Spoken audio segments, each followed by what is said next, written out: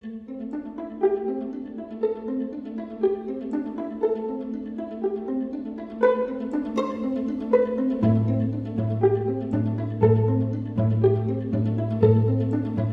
Watson, kehidupannya sejak kecil tidak pernah lepas dari lautan. Dia dan keluarganya tinggal di pesisir Sunshine di Australia. Mereka selalu melakukan kegiatan pelayaran. Kebiasaannya yang rutin ini menumbuhkan impian di hatinya ingin berkeliling dunia sendirian dengan sebuah kapal. Jessica kecil yang masih berumur 12 tahun ini benar-benar serius ingin mewujudkan impiannya.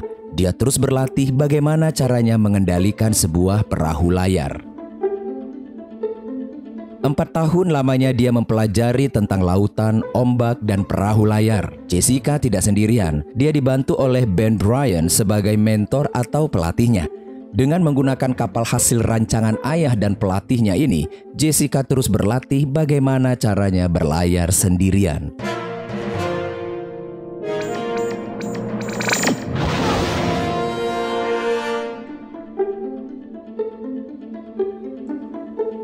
Suatu hari, Jessica melakukan uji coba pada kapalnya yang dinamainya Lady Pink ini. Dia berlayar sendirian dengan jarak yang tidak terlalu jauh dari pantai, hanya 37 km. Awalnya semua berjalan dengan baik, namun ketika Jessica sedang tertidur, ia tak menyadari sama sekali kalau sebuah kapal kargo sedang mendekat ke arah kapalnya. Benturan pun terjadi. Pink Lady terserempet cukup keras, mengakibatkan tiang layar kapal patah. Jessica yang sangat terkejut ini langsung menghubungi Ben dan melaporkan kejadian tersebut. Ben pun segera menanyakan koordinat tempat Jessica mengalami kejadian itu. Sayangnya, sebagai seseorang dengan disleksia, Jessica mengalami kesulitan dalam membaca koordinat pada alat navigasi kapalnya. Tapi untunglah pada akhirnya Ben bisa menemukan posisi Jessica. Kejadian yang menimpa Jessica ini terdengar oleh awak media. Alhasil Roger Watson, ayahnya, menjadi bulan-bulanan media dituduh bahwa Roger membiarkan putrinya yang masih berumur 16 tahun ini melaut sendirian. Otomatis Jessica yang bermimpi untuk keliling dunia sendirian dengan kapalnya ini langsung menjadi sorotan warga Australia akibat kecelakaannya itu. Dalam sebuah konferensi pers, Jessica mengklarifikasi peristiwa yang baru saja dialaminya. Meskipun dipojokkan oleh pertanyaan demi pertanyaan, Jessica mengutarakan niatnya untuk tetap melanjutkan proyeknya ini untuk menjadi orang paling muda berlayar keliling dunia non-stop tanpa bantuan. Dia juga mengatakan kalau dirinya sudah melakukan pelayaran 10.000 mil dan itu sudah memenuhi syarat. Dengan optimis, Jessica mengatakan kalau pelayaran solonya akan dilakukan pertengahan Oktober atau 2 minggu lagi. Ben khawatir dengan disleksia yang dialami Jessica. Banyak pihak yang mengecam Jessica dan keluarganya. Grup perlindungan anak menyebut upaya itu ceroboh dan berbahaya. Jessica Watson dianggap masih terlalu muda untuk berlayar sendirian dan orang tuanya lah dalang dari semuanya ini. Sementara itu, pemerintah Queensland sedang menyiapkan rancangan undang-undang untuk mencegah Jessica berlayar dengan alasan perlindungan anak. Jessica merasa semuanya berantakan, galangan penuh. Mereka tidak mempunyai uang untuk biaya perbaikan dan membeli suku cadang. Semua sponsor tak merespons. Kecaman yang datang dari berbagai pihak untuk menghentikannya kian bertambah. Semua tidak berjalan sesuai rencana. Jessica merasa down dan frustrasi. Ibunya kembali menyemangatinya dan mengatakan bahwa masalah adalah cara yang baik untuk memunculkan karakter asli kita. Kau adalah wanita muda yang kuat, berkomitmen dan gigih yang akan menyelesaikan ini. Kau akan mampu mengatasi apapun jika terus berusaha, Jess, ujar Julie. Ben membuat kejutan. Dengan cara yang kreatif, dia dan teman-temannya memperbaiki Lady Pink. Ternyata tidak sedikit yang mendukung Jessica untuk mewujudkan impiannya. Mereka berpacu dengan waktu agar Jessica bisa berlayar sebelum rancangan undang-undang disetujui.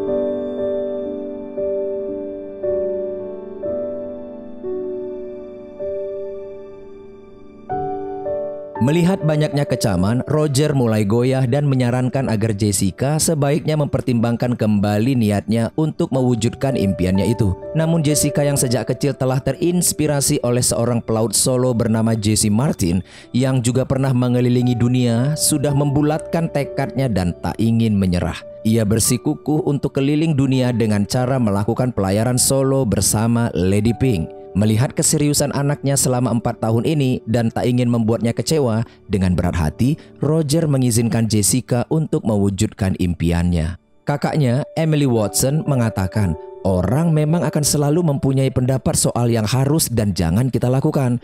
Namun kalau berlayar membuatmu bahagia, lakukan demi dirimu, ujar Emily. Emily membuatkan Jessica sebuah blog untuk perjalanannya agar semua orang bisa menyaksikan perjalanan Jessica dan mendengarkan suara hatinya. Setelah memakan waktu beberapa hari untuk memperbaiki kerusakan pada kapalnya, Jessica pun siap untuk melakukan pelayaran solonya. Seluruh media meliput pelayarannya ini.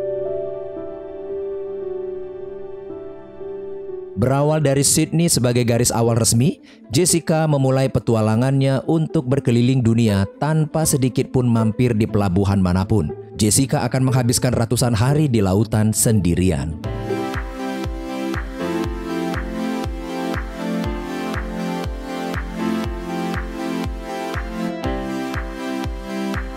Ben yang berkepribadian agak kaku ini setuju untuk bekerja di rumah Roger untuk melacak Jessica. Karena disleksia yang dialaminya, Roger meminta agar Jessica menelepon mereka 2 kali sehari untuk memberitahukan koordinatnya. Di sela-sela kesibukannya, Jessica menyempatkan diri untuk video blogging, menceritakan aktivitasnya selama pelayaran. Dari Sydney, Jessica berlayar menuju timur laut, melewati Khatulistiwa, lalu ke selatan mengitari Tanjung Horn di ujung Chili, lalu menyeberangi Samudra Atlantik ke Tanjung Harapan di Afrika Selatan, lalu melintasi Samudra Hindia ke Tanjung Leeuwin di Australia Barat, lalu ke Tanjung South East di Tasmania, dan kembali ke pelabuhan Sydney. Jessica harus melintasi semua garis yang mengitari keempat tanjung. Jika dia masuk pelabuhan, dia akan didiskualifikasi. Seminggu sudah berlalu, kini keberadaan Jessica sudah sangat jauh dari daratan. Dia mulai merasa kesepian, Ben menyarankannya untuk bernyanyi. Jessica menyaksikan banyak hal-hal yang menakjubkan di laut lepas. Gadis lokal yang masih berusia 16 tahun ini menarik perhatian nasional.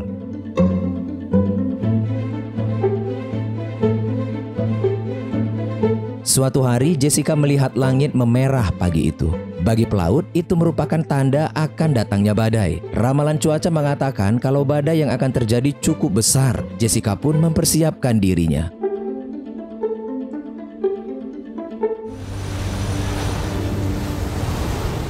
Karena sudah berlatih, dengan sigap Jessica bertindak. Dia meluncurkan deruk untuk menjaga kestabilan kapalnya dan mengurangi kecepatan lajunya.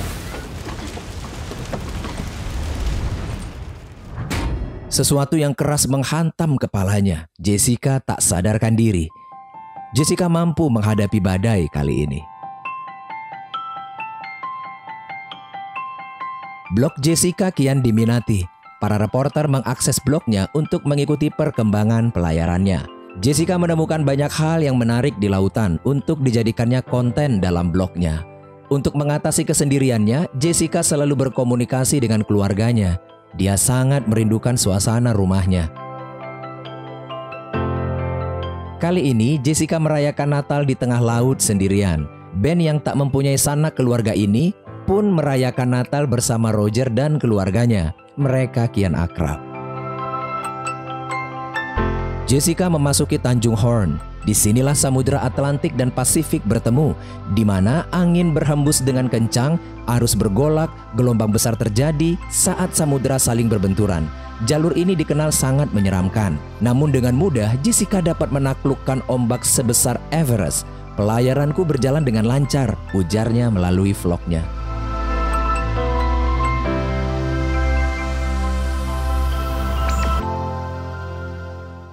Jessica terjebak di lautan yang tak ada angin ataupun ombak sama sekali. Kondisinya ini sudah berlangsung berhari-hari. Kesunyian mulai merasuk di jiwanya. Kebosanan membuat Jessica mulai stres. Ben dan keluarga Jessica mencemaskan keberadaannya. Sudah beberapa hari ini tidak ada kabar dari Jessica. Telepon tak diangkat, tak ada laporan terbaru dari blognya, tidak ada yang tahu apa yang sedang terjadi dengan Jessica.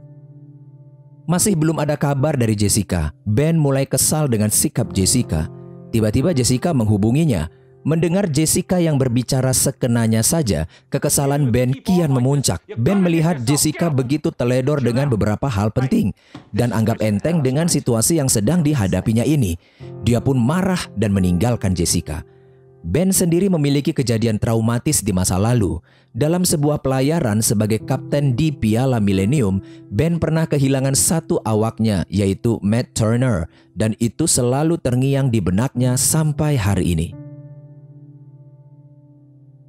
Jessica sangat tertekan, ditambah lagi Ben yang meninggalkannya. Untunglah Jessica menjawab, kali ini Julie lah yang menelpon. Dia membangkitkan kembali semangat anaknya yang sudah mulai pudar ini. Jessica merasa sangat sendirian, kesepian menggerogoti semangatnya. Julie menguatkan anaknya ini dengan mengatakan kalau peristiwa apapun itu sifatnya hanyalah sementara. Itu tidak akan selamanya. Walaupun tidak ada tanda-tanda akan datangnya angin, tetapkanlah hatimu untuk terus maju, sesuatu pasti akan terjadi. Semangat Jessica kembali bangkit. Dia mulai mencari kesibukan untuk membunuh kesepiannya yang sudah menyiksanya seminggu ini. Jessica kembali nge-vlog. Lewat konten-konten yang dibuatnya, Jessica curhat dengan semua yang dihadapinya. Betapa sulitnya menjalani impian, katanya. Dengan jujur dan terbuka, dia menceritakan isi hatinya. Dia mengatakan, karena ada kekuatan dalam menjadi diri sendiri, ujarnya. Vlognya mendulang simpatik banyak orang di berbagai belahan dunia. Angin pun akhirnya datang juga. Jessica melanjutkan pelayarannya.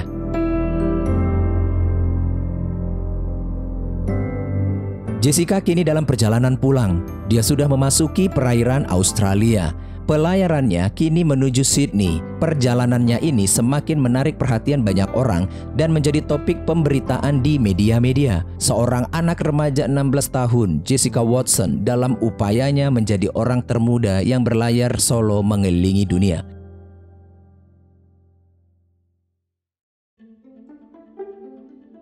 Jessica menemukan adanya keretakan pada kapalnya. Walaupun tidak ada komunikasi lagi dengan Jessica, Ben tetap memantau keberadaan Jessica melalui blognya. Melalui vlognya, Jessica memperlihatkan usahanya memperbaiki kebocoran pada kapalnya. Dia juga mengatakan bahwa Lady Pink dirancang untuk memperbaiki diri jika berguling selama tak ada kebocoran. Pelayaran Jessica berhasil menarik perhatian Perdana Menteri Australia. Emily juga mengatakan kalau seisi universitasnya mengetahui siapa Jessica.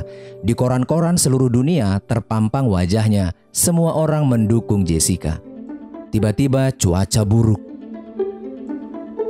Beberapa badai diperkirakan akan terjadi, datang dari Antartika. Diperkirakan 5 kali lebih besar dari badai terakhir yang dihadapi Jessica. Melihat situasi yang kritis ini, ibunya menyarankan agar Jessica sebaiknya masuk pelabuhan saja. Julie mengatakan, kau tak perlu merasa malu, bahkan pelaut yang paling berpengalaman sekalipun akan mundur. Ben juga pasti demikian. Jessica sangat sedih, impiannya sudah di depan mata, tapi masih terlalu sulit untuk digapai.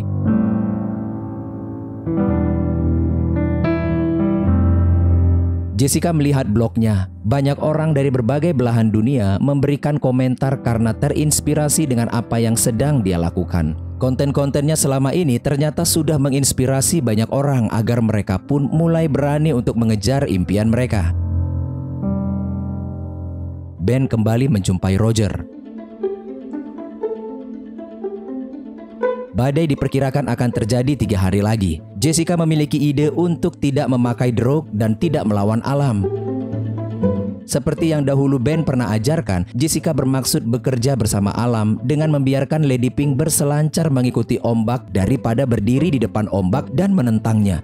Jessica yakin kalau ukuran Lady Pink yang kecil ini akan cocok dan sangat membantu. Sebagian besar menyarankan agar Jessica berhenti di pelabuhan terdekat. Namun dengan berat hati, ayahnya menyerahkan sepenuhnya keputusan kepada Jessica sebagai kapten di kapalnya sendiri. Yang lain pun akhirnya mendukung. Keputusan pun dibuat. Ben mengingatkan badai bisa berlangsung selama berhari-hari. Jessica siap menghadapi segala konsekuensi. Melalui adiknya, Hannah, pers yang sudah berkumpul di pekarangan rumahnya mendapatkan informasi kalau Jessica tetap akan melanjutkan pelayarannya dan siap menghadapi badai untuk mewujudkan impiannya.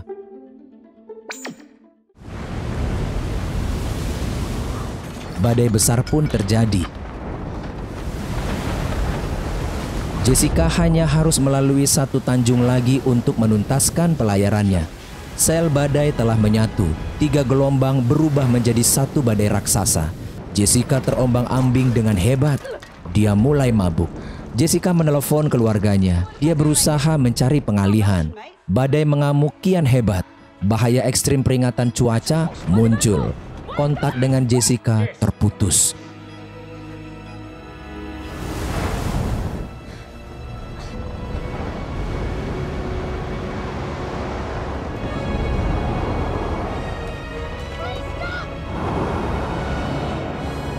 Ombak besar setinggi 21 meter menghantam Lady Pink.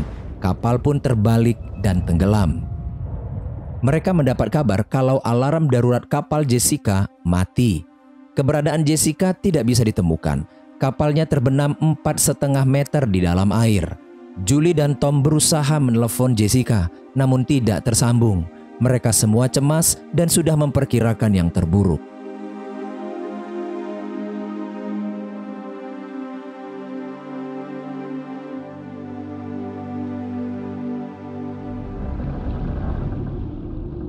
Sesuatu yang hebat terjadi. Lady Pink berbalik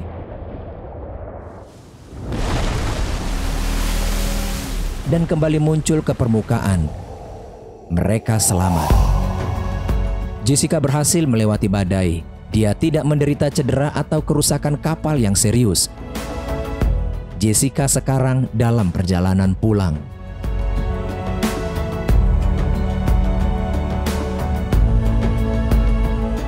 Jessica memasuki perairan Sydney. Ben menyambut kedatangannya. Lebih dari 80.000 orang memadati tepian pelabuhan Sydney untuk melihat Jessica Watson, seorang anak sekolah, wanita muda luar biasa. Akhirnya tiba di rumah setelah 210 hari di laut. Inilah pelajaran tentang kekuatan sebuah inspirasi. Dan satu jiwa yang pemberani bisa begitu berdampak. Jessica melewati garis akhir resmi 15 Mei 2010. Dia berhasil. Seluruh dunia menyaksikannya.